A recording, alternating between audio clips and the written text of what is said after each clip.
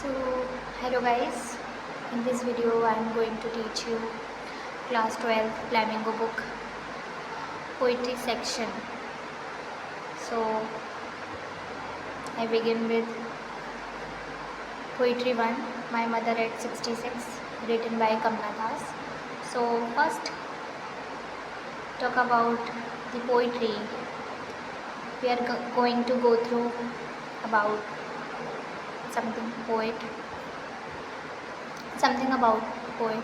So, My Mother at 66 is written by Kamla Das. She is born in Malabar, Kerala in 1984 and she is died in 2009. And she recognized as one of India's foremost poets. वो भारत की एक सबसे जानी मानी और सबसे मशहूर लेखिका कहलाती हैं, ठीक है, जाना जाता है उन्हें. Her works are known for their originality, versatility and the indigenous flavour of the soul.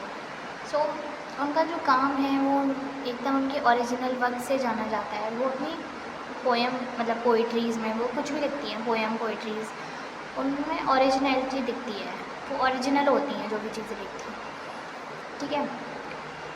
Kamla Das has published many novels and short poetry stories in English and Malayalam under the name Madhavi Kunti and so Kamla Das ने बहुत सारी novels और short stories लिखी हैं, ठीक है, जो कि पब्लिश भी हुई हैं इंग्लिश में और मलयालम में. और इसी एडिशन में उन्होंने 5 पोइट्री बुक्स भी लिखी हैं. और she is a sensitive writer who captures the complex subtleties of human relationships in lyrical idiom. सो उनमें से एक मदर एंड 66 भी एग्जांपल है. तो वो बहुत ही एक थोड़ी सी सॉफ्ट सेंसिटिव राइटर हैं, ठीक है, जो ह्यूमन रिलेशनशिप्स हैं, मतलब जो जैसे कि उनके बारे में अच्छे से लिखती हैं, उनको थोड़ा भावुक होके इमोशंस के थ्रू एकदम जताती हैं, लिखती हैं.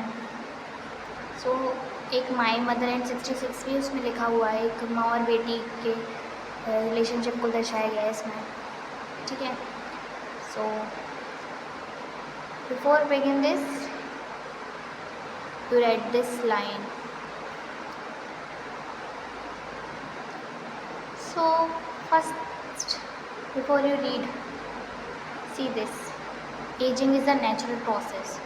हम जानते हैं एजेड एक नेचुरल प्रोसेस है, एक दिन बूढ़ा सबको ही होना है, ठीक है, सभी को एजेड होना है. Have you ever thought what our elderly parents expect from us.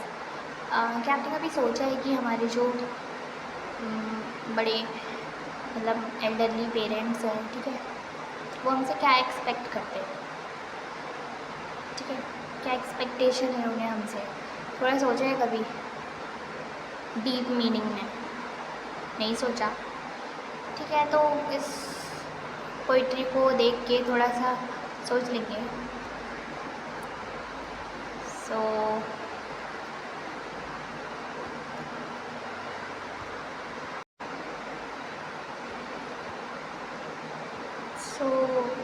Starting करते हैं हम. Driving from my parents home to Cochin last Friday morning I saw my mother beside me. तो वो ड्राइविंग करते हुए जा रही होती हैं अपने घर से, अपने पेरेंट्स के घर से कोचिन को, एयरपोर्ट वो जा रही होती हैं. तो उन्हीं के साथ उनकी माँ भी होती है. तो वो अपनी माँ को देखती हैं अपने बगल में, उनकी तरफ देखती हैं. तो जब वो देखती हैं तो उनका चेहरा जो होता है, ठीक है, एकदम चेहरा open mouth, her face ashen like that of a corpse and realised with pain. वो देखती हैं उनकी माँ का चेहरा, वो जब जा रही होती हैं, ठीक है, तो वो देखती हैं थोड़ा सा कि उनकी माँ का जो चेहरा है वो एकदम जैसे डेड बॉडी नहीं होती ना, वैसे कॉर्प्स से पीला पड़ जाता है ना, एकदम मुरझाया हुआ. एंड रियलाइज्ड विद पेन, और उन्हें थोड़ा पेन भी हो रहा होता है कि मैं मेरी माँ है, एल्डरली हैं, ठीक है, एजेड हैं, और एजेड हैं और मैं उन्हें छोड़ के जा रही हूँ. तो उनको ये पेन थोड़ा सा रियलाइज़ होता है that she was as old as she looked, but soon put that thought away and looked out at young trees spreading, the merry children smiling. So वो देखती हैं कि हाँ मेरी माँ का चेहरा देख के मुझे थोड़ा सा पेन महसूस हो रहा है कि वो खुश नहीं है मेरे जाने से, पर फिर भी मुझे जाना हो रहा है ना। तो वो इस थॉट को थोड़ा सा इससे ध्यान भटकाने के लिए इस चीज़ पे वो अपनी खिड़की के बाहर देखती हैं, ठीक है। वो देखती हैं कि जो यंग ट्रीज़ है स्प्रिंटिंग, यानी अपनी खिड़की के बाहर जाती हैं तो देखते हैं कितनी जल्दी जल्दी जो तेज़ी से जो ट्रीज़ हैं वो गुज़र रहे हैं, ऐसे खिड़की से देखते हुए नज़र आ रहे हैं। और the Mary children spelling out of their homes, और जो चिल्ड्रंस हैं वो अपने घर के बाहर खेल रहे हैं आराम से। But after the airports security check standing a few yards away, तो जब वो एयरपोर्ट आ जाती हैं उसके बाद जब वो सिक्योरिटी चेक पे खड़ी होती हैं, जैसे कि यहाँ दिख भी रहा है खड़ी हैं ये, ठीक है, सिक्योरिटी चेक पे खड़ी हैं अपनी माँ से थोड़ा सा दूर, ठीक है, थोड़ी सी दूरी पे। तो वो देखती हैं I looked again at her, वो उनकी तरफ देखती हैं, एयरपोर्ट आके दोबारा देखती हैं उनको। तो उनका जो मतलब wan pale as a late winter's moon and felt that old, यहाँ पर सोनिफिकेशन यूज़ हुआ है।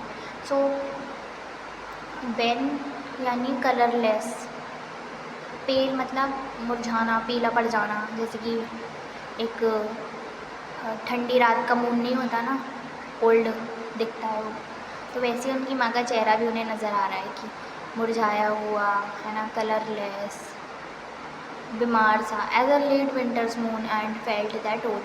तो यहाँ पे पर्सोनिफिकेशन भी यूज़ हुआ है।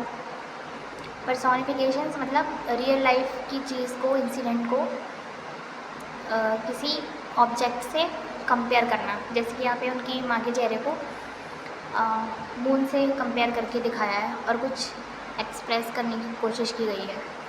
सो नाउ आगे देखते हैं हम।